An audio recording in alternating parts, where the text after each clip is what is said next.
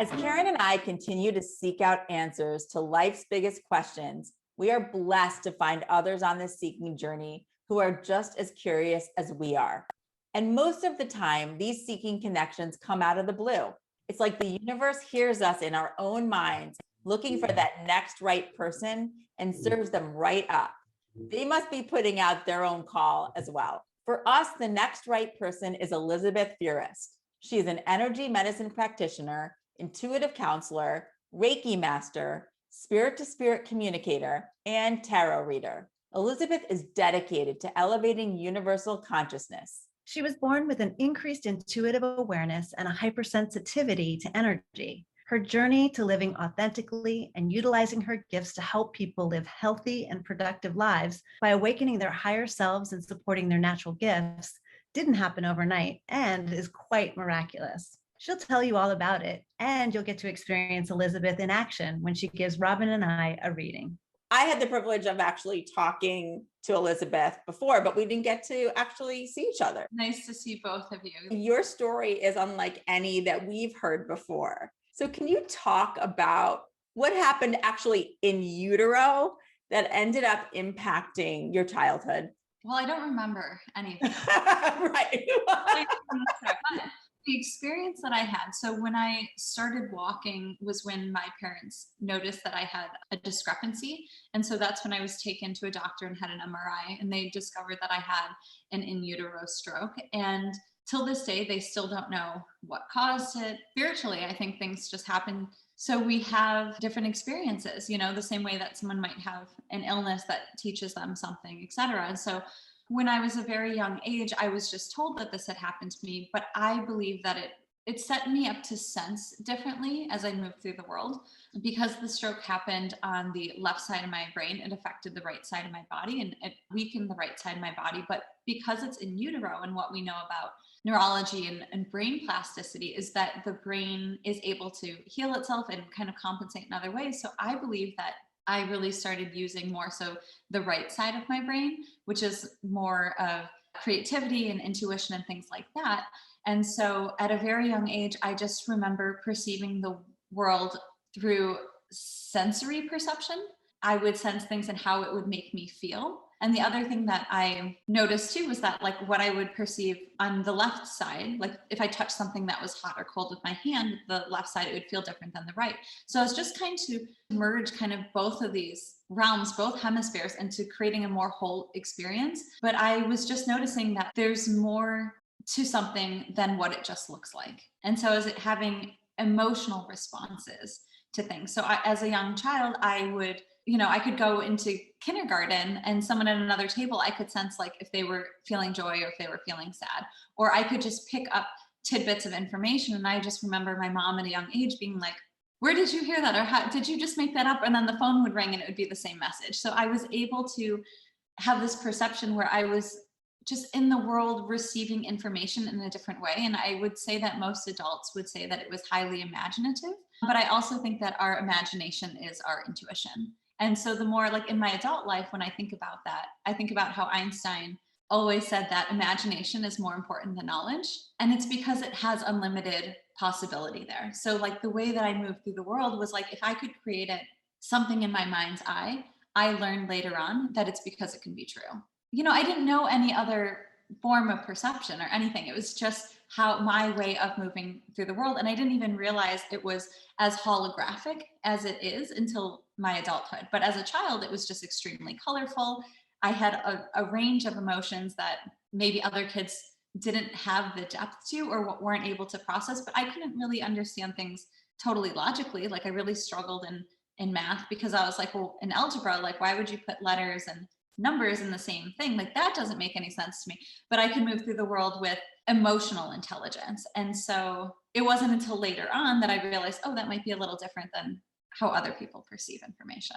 Wow. Wait, can I also say, did you see a crazy orb just go down in front of, like, I just saw. I'm sure you did. And I'm sure it happened. Oh my goodness. I can't wait to replay that. But you just had something just literally come in front of your, like, oh my gosh. Yeah. Elizabeth, can I just ask you a little bit about your parents during this time and when you went through this experience? how they guided you through it. How did you know it was okay to have this perception? You know, some parents I know teach their children not to see those things, or at least not to look and articulate those things. What was your experience with your parents? Was it different?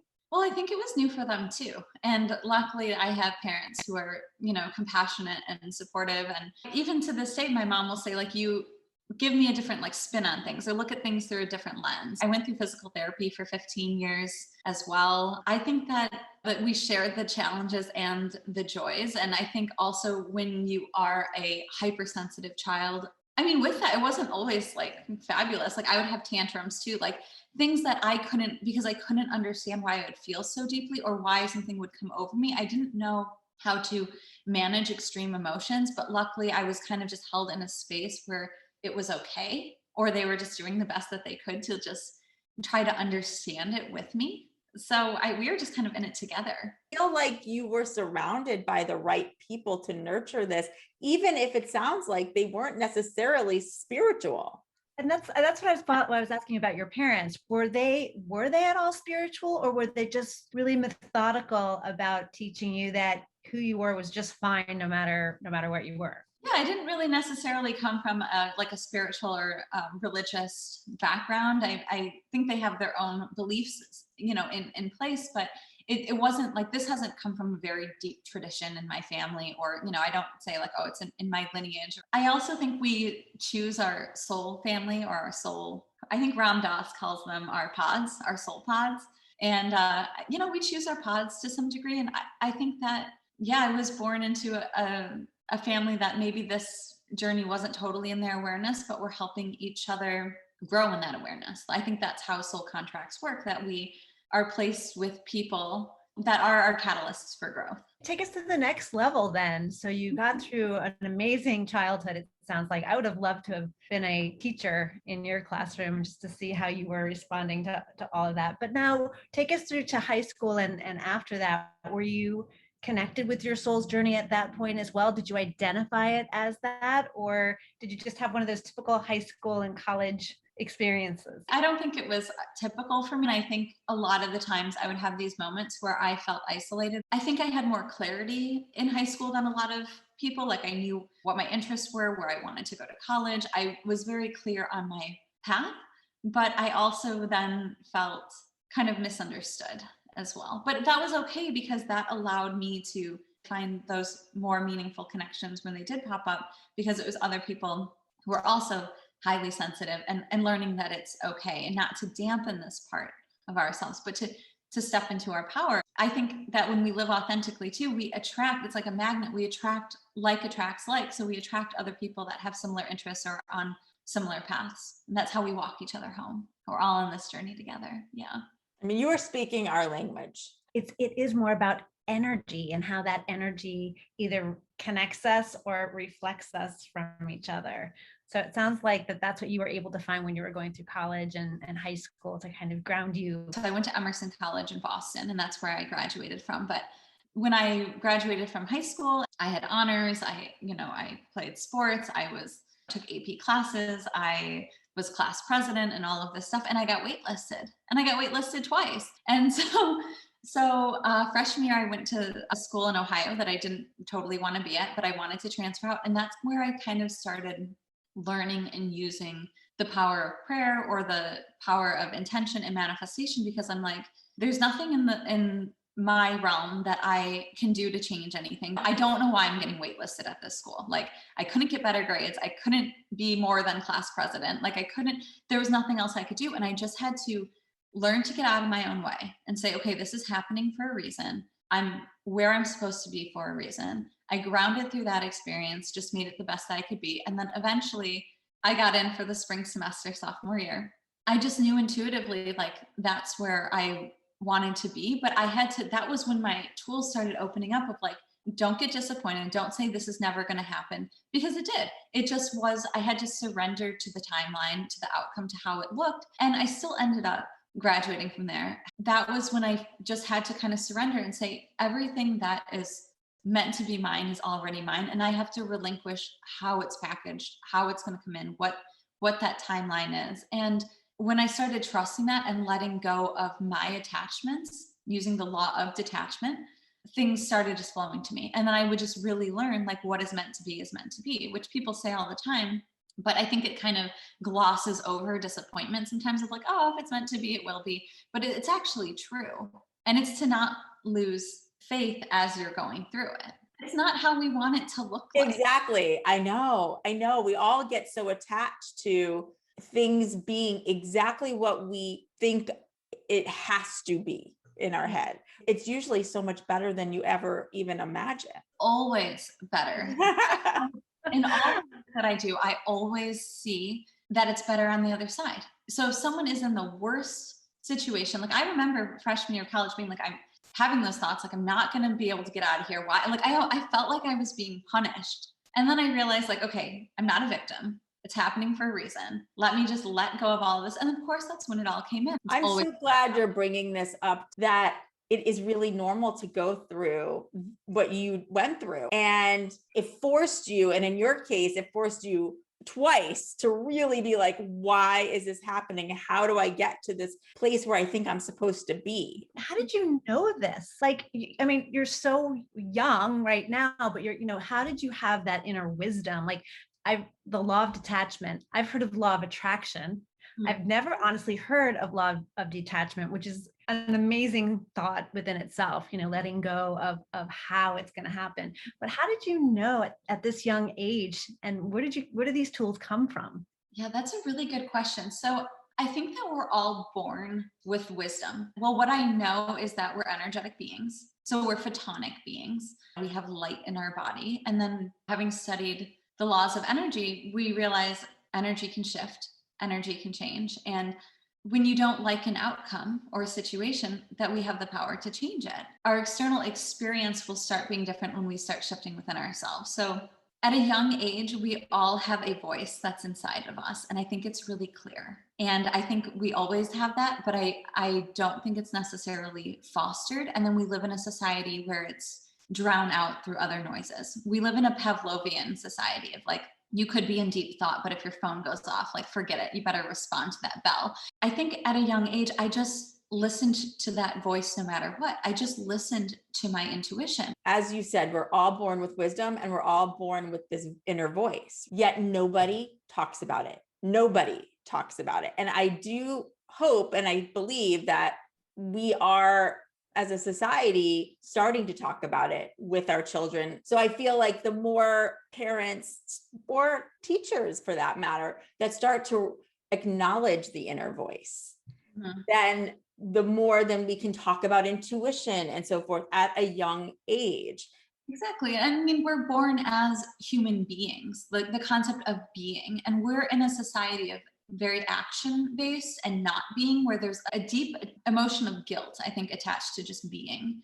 And I believe that the potency of a lot of magic and our own intuition comes from in those being states of dropping into meditation, of looking at that little grain of sand, of, children having imaginary friends. Because I don't know if they're truly imaginary friends or if this is how children are communicating with spirit, or, if they're communicating with animals or trees or, whatever they're having in that rich experience. But we live in this time where people are saying, oh, don't do that, or, better bring you to a psychiatrist or psychologist. There must be something wrong with you.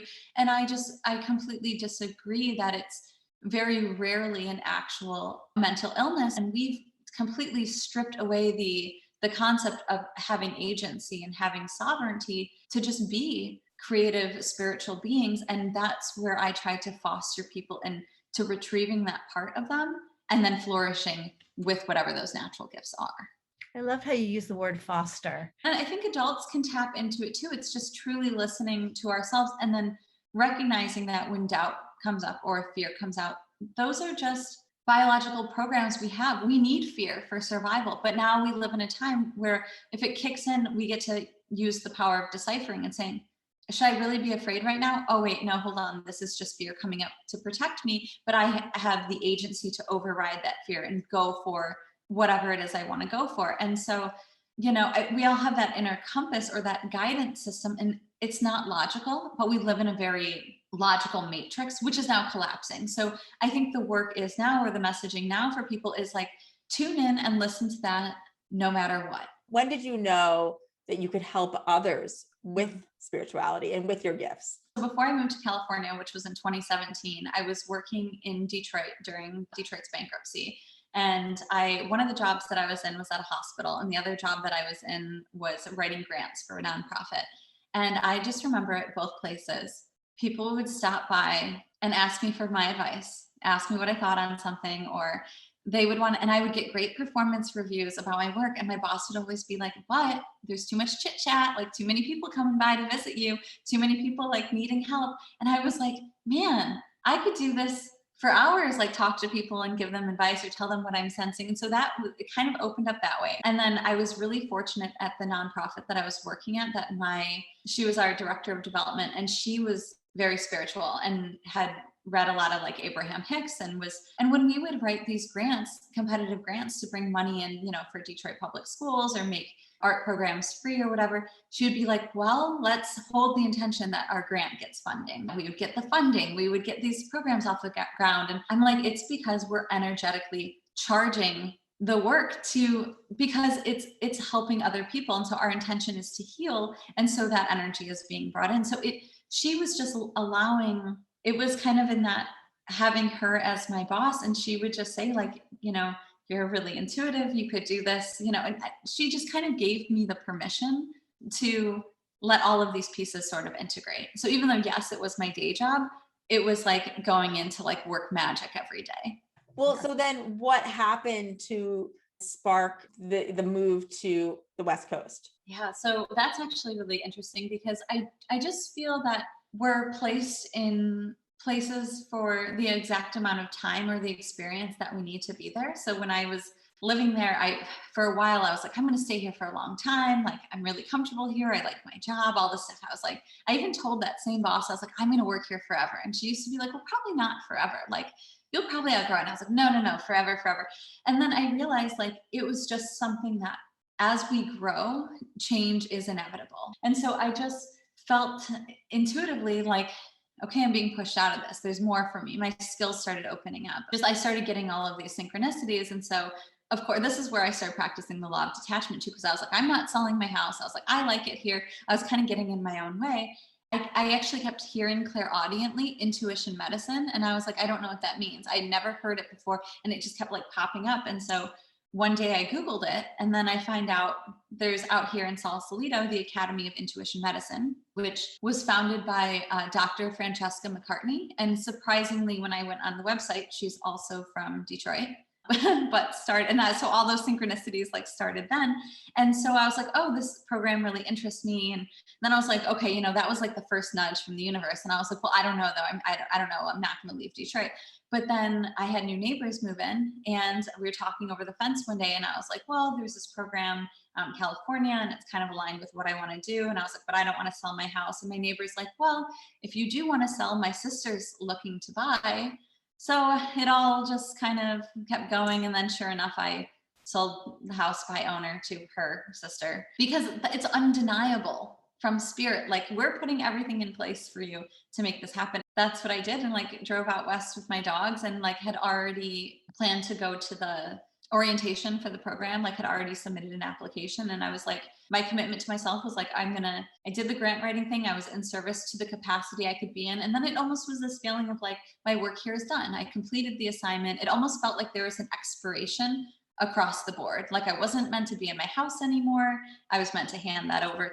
And it was just so seamless that it was undeniable. Flying by the seat of my pants, but I did it. And I came out here, and the Academy is a really great program that helped me hone my skills. And then of course the community that I got access to, and it's just been incredible. Thank you for sharing that story, because I hope that others are listening, because I do think most people get those feelings of, I'm not supposed to be here anymore. I'm not supposed to do this job anymore. And they ignore it, because sometimes, as you said, you loved your house. Like, you really weren't necessarily looking to move. Yeah. But you can't deny whether you're hearing that, or it's really, I think for most people, it's a feeling, right? Yeah. And so I just hope people are listening. I know that happened with both Karen and I in different parts of our lives so far. If you pay attention to it and then you start to see those synchronicities, as you talked about, then you know you're on the right path, right? Like we all come in here with some sort of plan, and there's all these different ways that we can get sidetracked from that plan, and then as you were saying too before, even with college, that all led you back to the same place once you started paying attention. But I really want people listening to or watching to hear that, because we do what we're doing is so that we can help others reconnect to why they're really here. And that starts with paying attention to what you are feeling. I just want to add on top, because I was just dying to say it, as Robyn said it too, is that you made it sound like a really easy thing to do. Like listening to it, it's like, oh yeah. But we all know, like that was a big major deal, like packing up your stuff and actually making that leap of faith. It is that steadfast commitment to that feeling. And so when we get scared, it's because our soul's going, wait a minute, are you sure? And what I've seen almost across the board in this work is that it's when we take those moments and we're like, hold on, comb through the fear, comb through everyone else's thoughts, everyone else's things, and get back to the original soul message and say, am I still being pulled to this thing, even if I don't know what's on the other side, and following that anyway? Because what I've noticed is people are afraid of themselves. Spirit wants to know that we trust ourselves, that we are listening to that voice, that we are asking for guidance and knowing that we're going to be supported, but they don't necessarily give us the little crumbs because they want to know that we're going to do it all on our own. And then on the other side, they're going to make it beyond your wildest dreams. It's not that it's not going to be hard. It doesn't mean it's not going to be scary, but it's kind of like moving that stuff aside and be like, get out of the way. Fear is going to be there anyway. But fear goes in that container and I'm going to go on this path. Spirit gives us everything that we need, just not everything that we want. That's where we get the greatest lessons. That's when we have the greatest growth trajectory. I will always challenge people, like, if you're unhappy with your job, like, don't stay in it forever because it's safe. Like push yourself to that dream thing, even if that means cutting back for a year or making a move or changing other things, because it's going to pay off when you follow what you're meant to do. I've never seen it not work. We need to hear that message. Yeah, I'm going to keep replaying that one. I agree. Okay, so tell us more about the Academy. Tell us about the experience. What is it that they teach there? So the Academy is a really unique program. So Dr. Francesca McCartney, who I mentioned before, I think she founded it back in the 80s in Sausalito. And they'll say the program naturally attracts people who are highly empathic, or in the Myers-Briggs, a lot of INFJ personality types. The program allows a safe container to explore sensitivities. It teaches energetic tools about like grounding and being in present time, and how to read the aura and how to read energy systems like acupuncture meridians and the chakras. But ultimately it's designed to give yourself the tools to heal yourself. And so the program really does help us to use our intuition, heal ourselves, have healthy boundaries, healthy relationships, and understanding of, is my experience the story that I'm telling myself? Is my experience truly mine? Or is it a narrative that's playing out? Is it someone else's story? Is it my ancestors? Is it from a past life? And it allows you to just kind of sit with all of that and then choose what you want in this life and move it forward, regardless of anything else. Sounds like we all need a little. I agree. A little of that. Is it like a typical school where there's a semester and you concentrate on certain subjects and then you graduate? Is that how it works? Yeah, so it starts off with, it's either like a healing modality or meditation, but basically you learn how to be present. The present moment is actually where we're able to co-create. So when we talk about the power of manifestation, if you're present and you're in that law of detachment of like, I'm doing everything I can, I'm just wishing for the best, you're actually co-creating to a better outcome for that future. Well, and then from learning all of that, do you then learn Reiki or other ways of using your intuition? I mean, are those all part of the program? It starts off as, heal or heal thyself. So it's always about how you can understand yourself, do introspective work, do clearing work. So yeah, Reiki is an energy that can be used as a universal energy for healing. You're given those tools, but then it does build on that of like past lives, soul contracts, like why we have the relationships that we have, being able to work with other frequencies to help clear your own energy systems and to clear other people, because sometimes, we come in with a lot of imprints, we pick up a lot of stuff. And so in present time, you might be carrying something. If you have a fear, I met this girl once who had a fear that she was claustrophobic, but nothing had happened in this life to make her feel claustrophobic. She'd never been stuck in a cave or in an elevator or anything like that. But in the academy, you can learn how to scan where that's being held in someone's energetic body. And for her, she had a past life where she was entrapped or didn't feel like she could get out of a situation, and she was carrying that imprint. So we were able to find it, release it, refill her, have her spirit recognize this story isn't playing out. It's a memory, but it's not this lifetime. Fill up that space with the goodness that's present time of her own energy. That imprint had moved out of her field and she was no longer experiencing claustrophobia. And so many times we're holding on to stuff that's really not even true. It's just so deep in our programming. It's an incredible program, and they do offer online classes. So Elizabeth, what did you walk out of that academy experience with? What did it teach you specifically, and how have you applied that now into what you're doing? I actually started believing in myself from the time I was born until through college and even after. I wasn't necessarily sure that I even had gifts. It was just my way of moving through the world. And I kind of just assumed that everyone had it too. And we're all at just different points of our awareness and how we experience them. But the academy really helped me to step into my own power, be like, okay, I do have natural gifts. I can be in service to others. And ultimately, I can heal myself. The academy taught me that I could live in a realm of unlimited possibility. This is so inspiring. I never even heard of this place. So how would you describe the energy medicine work that you do? I start by asking people what their intentions are, if there's something that they've been trying to manifest, or if there's been blocks that have been coming up. And sometimes people don't even really know. It's just they get stuck with something, or they feel like they just need a clearing. And so the way that I work is an integration of all the different modalities that I learned at the academy, but I will be looking at someone to see, is there information stored in the chakra? So any of their energy systems that's holding them back? Is it a pattern that's stuck in their mind? Are they on a loop? Is it something that's playing out? Maybe that's ancestrally. And then I'll be looking to if there's any weaknesses in their auric field. So the energy field, our luminous field that surrounds us. If there's anything stored in the body that could be holding them back, but I can also pick up on situations or the soul contract. So different relationships that they might have, or the energy of a home or a workplace. So I try to look at everything that's happening in their field and seeing do we have to move out other people's energy? Do we have to break a pattern here? Or is there an emotional block that's recreating a trigger for them? You can ask that person receive the healing that their spirit's ready for, and they will receive what they need. A lot of times we're holding on to old memories, old feelings, other people's gunk. And so I just move that out and replace it with your present time healing energy. And that usually it gives the person the clarity and the feeling of groundedness and safety to just say, I can be myself and I am whole, even if I'm not perfect. So I don't want to change anyone or change what their path is meant to be, but my intention is to put them in their highest and best self at any given time, and then give them the tools to also heal themselves and the ability to believe in their own magic. Well, and then let's talk about your intuitive counseling, because I was grateful to already have had a session with you, which really led us to today, because I was so blown away. How do you talk to spirit, and how do you feel these sessions can help somebody? Well, there's a lot of different things. So I don't just have one way that it comes in. I feel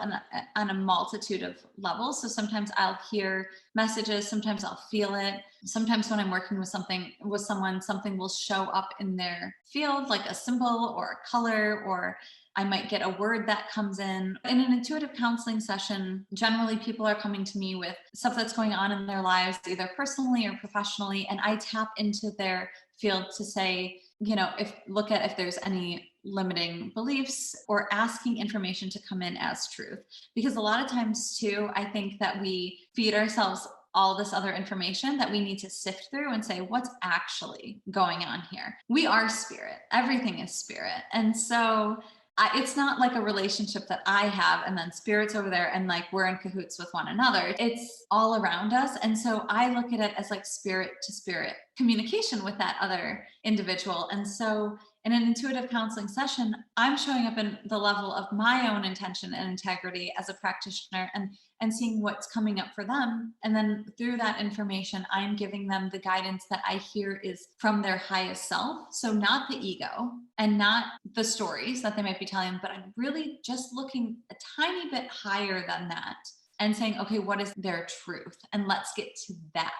I feel like you're a translator for their soul. Yeah. In many ways, right? Like you're picking up on energy and guidance, but you really are translating what a lot of the answers that are already within. I'm an advocate for them to trust themselves. Of course, there's free will and they can do whatever they want. But then oftentimes if they keep doing what they want and it's not with their soul, they stay in the same patterns. What I love that you're doing in addition, so a typical counseling session that somebody would go to would do some of these things, right? Mm-hmm. But I feel like what you're giving that person is not only that tapping into their own energy and helping them sort of clear those things, it's like a 3D therapy. Mm-hmm. It's not just kind of talking through the issue and maybe looking at all the opportunities that they have, but you're seeing it from a soul level as well as maybe from a karmic level, the things that they may not even have any remote idea are there and blocking them, and that could continue to do so if they didn't clear it and recognize that. Yeah, and I think it's really hard to see ourselves. I think it's hard when to make major life decisions. I always say that when we are on the point of expansion or stepping more into our power, of course it's scary. Any big transformation, so sometimes when fear is coming in, it's actually an indication that you're leveling up. It's like a video game, that's a good analogy. That's a really good analogy. Definitely. Wow. Yeah, you're on level 2, you want to be on 3, you're collecting all the coins, and then it's like you make it, and level 3 is going to be scary, but even if you fail, you still made it. The universe wants to help us. It's just they're going to drag us through things that are uncomfortable to force us to grow. I know for me, or in my session, when it comes to like even my ancestral lines, right? You're like, you came in here and you are representing this. Mm-hmm. And in many ways, I actually feel like I know some of that, but to hear someone else who I trust say that and coming out of not knowing me at all, and to me, getting that kind of guidance from someone who doesn't know you, doesn't know your whole story, that will help propel you to move forward with more confidence. That's all I'm really here to do, is hold that space for people. So whether they're ready for it or not, the spirit will make the transformation. I'm here to nudge you along. And sometimes people say, I've never had a reading, or I'm afraid to be looked at energetically, and things only come up that the spirit's ready for. And what I love that you're doing, Elizabeth, is that you're reminding people that they are not just a body here having a human experience. It's not the should, it's not the resume if it's a job that they want to take, it's more at a soul level. That's the gift that I think you're really giving people.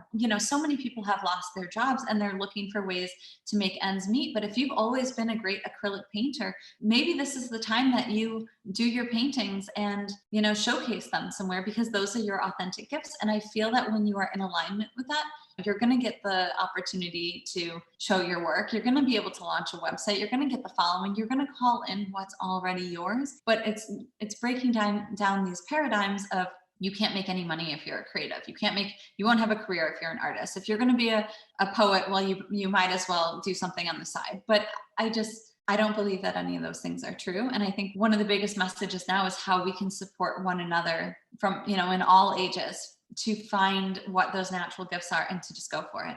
Amen. This is really, I know, so well timed for so many people. We are such magical beings. I see miracles every day. I see people transform. I see people live beyond their wildest dreams. We're so fortunate because people are going to be able to see or hear one of your intuitive sessions in action. I'm really excited to share your wisdom. I know you're going to inspire people to both believe in themselves and then potentially also go seek out these different ways of looking at the world. For more information about Elizabeth or to book a session, visit elizabethfurest.com. That's ELIZABETHFUREST.com. You can also follow Elizabeth at Solitary Connection on Instagram. Thank you.